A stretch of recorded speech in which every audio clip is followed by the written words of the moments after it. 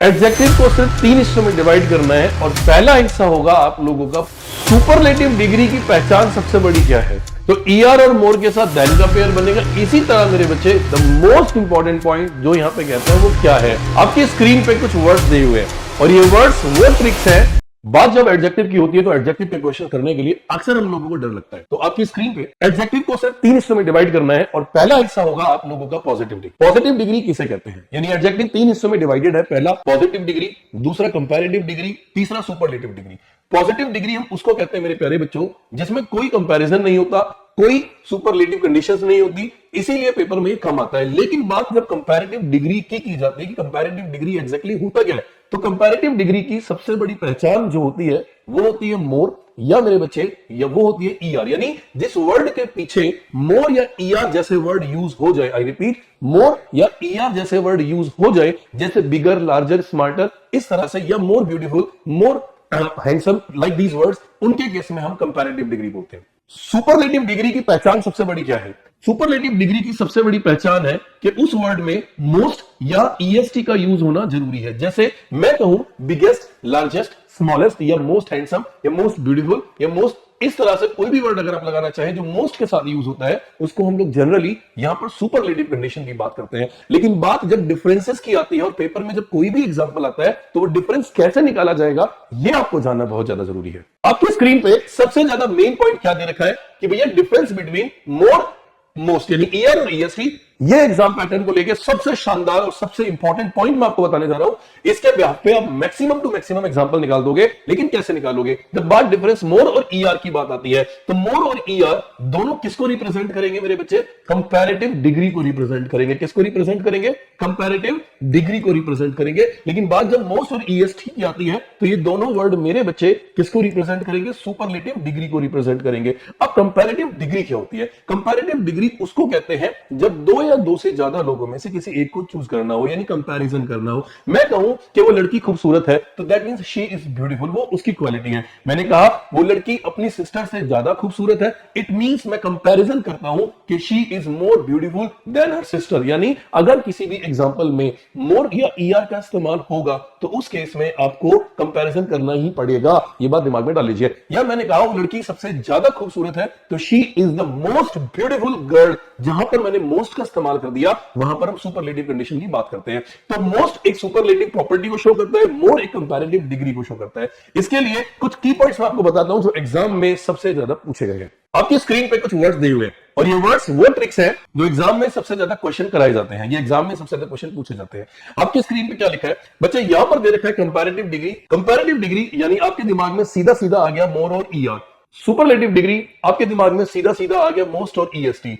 अब difference between comparative degree and superlative degree, exam में question को आइडेंटिफाई करने के लिए अगर किसी एग्जांपल में मोर या मोस्ट, ईआर या ईएसटी ऐसा कोई भी वर्ड दे रखा है तो आप सीधा सीधा समझ जाना कि एग्जामिनर एडजेक्टिव के क्वेश्चंस को आइडेंटिफाई करने के लिए कह रहा है। लेकिन कैसे किया जाएगा मैं आपको कुछ पॉइंट समझाता हूं। मेरे प्यारे बच्चों हमेशा ध्यान रखना कि अगर किसी एग्जांपल में ईआर या मोर कभी भी एक साथ आते हैं, आई रिपीट, अगर किसी एग्जांपल में ईआर या मोर कभी एक साथ आते हैं तो हमेशा ध्यान रखना उस एग्जांपल में मोर हमेशा गलत होगा। आई रिपीट, ईआर और मोर कभी एक साथ नहीं आते तो उस एग्जांपल में मोर हमेशा गलत होगा। जैसे एग्जाम्पल नंबर 1 एंड 2, दोनों क्वेश्चन को अगर आप स्क्रीन पे देखेंगे तो इस क्वेश्चन में आई एम मोर लोनलियर, यानी इस सवाल की अगर मैं बात करता हूं तो इस सवाल में मोर और लोनलियर एक साथ है। यानी अगर मैं ये कहूं कि इस एग्जाम्पल में ईआर और मोर दोनों एक साथ है तो ग्रामेटिकली रूल ये कहता है मेरे प्यारे बच्चों कि किसी भी एग्जाम्पल में ईआर और मोर दोनों एक साथ नहीं आएंगे। तो ऐसे केस में आप हमेशा मोर को काट देंगे, यानी मोर गलत होगा। तो इस क्वेश्चन में लोनलियर के साथ मोर का इस्तेमाल नहीं होगा।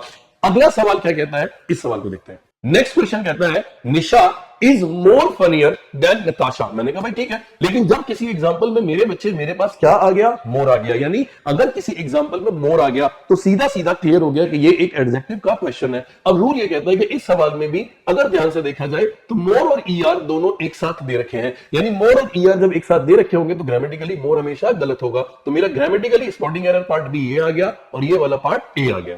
अब अगला पॉइंट क्या कहता है? अगला पॉइंट बिल्कुल क्लियर है मेरे बच्चों कि मैंने कहा कि मोर और ईआर एक साथ नहीं आते, इसी तरह अगर किसी एग्जांपल में कंपैरेटिवली या रिलेटिवली दो वर्ड ऐसे हैं जो अपने आप में कंपैरिजन करते हैं और जो सुपरफ्लोज एरर, यानी जब कोई भी दो शब्द जो एक जैसा मीनिंग देते हैं अगर हम उनका इस्तेमाल करेंगे तो ग्रामेटिकली वो गलत होंगे। अब गलत होंगे तो सही कैसे करेंगे? तो कंपैरेटिवली और रिलेटिवली के साथ कभी भी आप ना ही ईआर का इस्तेमाल करेंगे और ना ही कभी मोर का इस्तेमाल करेंगे। I repeat my words, comparatively और रिलेटिवली दो ऐसे वर्ड है जिनके साथ ना कभी आप ईआर का इस्तेमाल करेंगे और ना ही कभी मोर का इस्तेमाल करेंगे। एग्जांपल नंबर 3 आपके स्क्रीन पे क्या कहता है? एग्जांपल नंबर 1 और 2 दोनों ईआर और मोर के केस में आ गए, लेकिन जब बात एग्जांपल नंबर 3 की जाएगी तो शी इज कंपैरेटिवली स्मार्टर। जैसे ही मैंने स्मार्टर देखा मेरे दिमाग में आ गया यार यहां पे तो ईआर दे रखा है, यानी ये एक कंपैरेटिव डिग्री है, यानी ये एक क्वेश्चन एडजेक्टिव का है। लेकिन इसका सही जवाब कैसे निकाला जाएगा? तो मेरे प्यारे बच्चों आपको बताया था कि अगर किसी भी एग्जांपल में कंपैरेटिवली या रिलेटिवली वर्ड गिवन होगा तो कंपैरेटिवली या रिलेटिवली वर्ड के केस में हम हमेशा, मेरे प्यारे बच्चों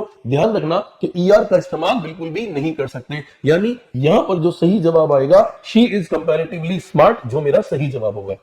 तो ये वाला पॉइंट बिल्कुल क्लियर हो गया कि कंपैरेटिवली और रिलेटिवली के साथ ईआर और मोर का इस्तेमाल बिल्कुल भी नहीं होगा। लेकिन जब बात अगले पॉइंट की आती है, ये हमेशा ध्यान रखना बच्चे कि ईआर और मोर दो ऐसे वर्ड हैं जो हमेशा कंपैरिजन करेंगे और कंपैरिजन के केस में हमेशा ये पेयर जो बनाएंगे देन के साथ बनाएंगे, यानी इसका पॉइंट क्लियर है। तो ईआर और मोर के साथ देन का पेयर बनेगा। इसी तरह मेरे बच्चे द मोस्ट इंपॉर्टेंट पॉइंट जो यहां पे कहता है वो क्या है कि अगर किसी भी एग्जाम्पल में ईआर या मोर आ जाए और उसी एग्जांपल में ऑल या एनी आ जाए, क्योंकि ऑल हमेशा एक सुपरलेटिव डिग्री को शो करता है जो कंपैरिजन नहीं करता, तो इसको कंपैरिजन करने के लिए इस मोर और ऑल के केस में अदर का आना मैंडेटरी है। अगर अदर नहीं आया तो गलत। अब इसी पॉइंट को आप इसके साथ कंपैरिजन कर सकते हैं। कैसे करेंगे कि सेम ईआर और मोर के केस में अदर आना जरूरी है, अदर ऑल या एनी है। सेम ईएसटी और मोस्ट के केस में, यानी जब हम सुपरलेटिव की बात करते हैं, किसकी बात करते हैं मेरे बच्चे?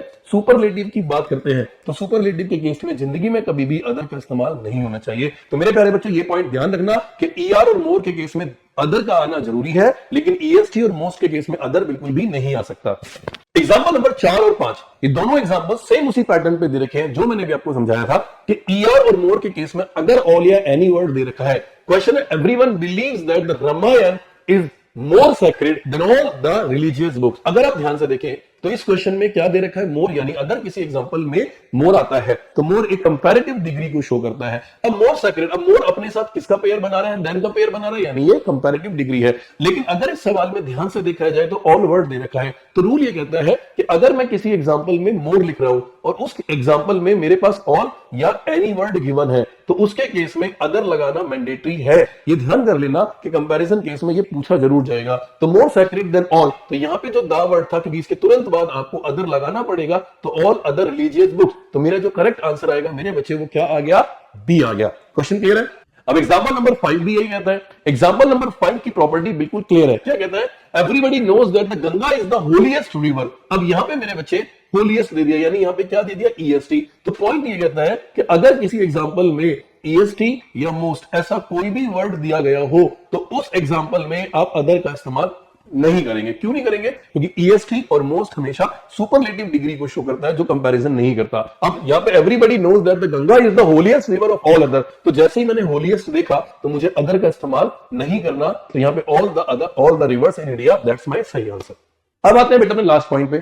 लास्ट पॉइंट क्या कहता है कि मेरे प्यारे बच्चों ईएसटी और मोस्ट इन दोनों से पहले हमेशा दा होना बहुत जरूरी है, और दूसरी बात मोस्ट और ईएसटी कभी एक साथ नहीं आ सकते। यानी जिस तरह अगर मैं कहूं कि ईआर और मोर एक साथ नहीं आ सकते, उसी तरह ईएसटी और मोस्ट भी एक साथ नहीं आ सकते।